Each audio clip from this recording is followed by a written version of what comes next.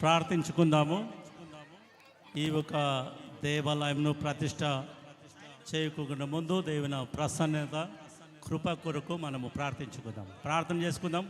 పరిశుద్ధమైన మా తండ్రి, మమ్మల్ని ఎంతగా ప్రేమించి ఈ ఒక పవిత్ర ఆలయమును మేము సంపూర్ణంగా కట్టి నీ ఒక పరిశుద్ధ నామముతో ఈ ఒక ఆలయంను మేము ఉద్ఘాటన చేస్తున్నగా ఈ ఒక ప్రతిష్ఠ కార్యక్రమంలో మీ ఒక ప్రసన్నత, మీ ఒక కృప, మీ ఒక దీవెనలు మా అందరిపైన కుమ్మరించండి. ఈ ఒక ఆలయము నేను ప్రతిష్ఠ చేయుచుండగా నీ ప్రసన్నత, నీ కృప మేము ఈ ఆలయంలో వెళ్ళకున్న ముందు మీ ఒక ప్రసన్నత మాతో ఉండునుగాక. యేసుక్రీస్తు మన నామముతో వేడుకున్న మా తండ్రి, ఆమేన్. తండ్రి, కుమార, పరిశుద్ధాత్మని పేరున ఈ ఆలయంను నేను ప్రతిష్ఠ చేస్తున్నాను. ఆమేన్.